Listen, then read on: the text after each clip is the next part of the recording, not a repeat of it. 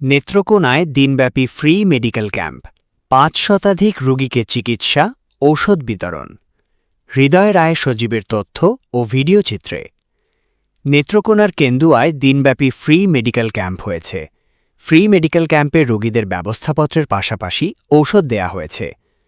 উপজেলার বেখৈরহাটি বাজারের জুবাইদা ম্যানশনে মরহুম আব্দুল খালেক মাস্টারের ৬ষ্ঠ মৃত্যুবার্ষিকীতে পরিবারের পক্ষ থেকে এই ফ্রি মেডিকেল ক্যাম্পের আয়োজন করা হয়। আয়োজক নুরুন্নবী মোহাম্মদ টিপু জানান, সকাল থেকে বিকাল ৫টা পর্যন্ত এলাকার অসচ্ছল পরিবারের ৫ শতাধিক রোগীকে চিকিৎসা সেবা দেয়া হয়েছে। তাদের মাঝে প্রয়োজনীয় ঔষধ বিনামূল্যে দেয়া হয়েছে। চিকিৎসা সেবা গ্রহীতাদের মধ্যে প্রতিবন্ধী, নারী, শিশুসহ সব বয়সের রোগী ছিলেন। তিনি জানান, আগামীতেও এভাবেই ফ্রি মেডিকেল ক্যাম্পের আয়োজন করা হবে।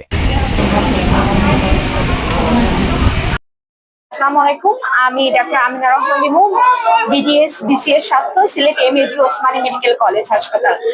এখানে আসলে আমার প্রয়াত শ্বশুর, উনি মরহুম আব্দুল খালেক মাস্টার, উনি এখানে একজন স্বনামধন্য, অত্র কেন্দ্র অঞ্চলের একজন স্বনামধন্য ইংলিশের টিচার ছিলেন।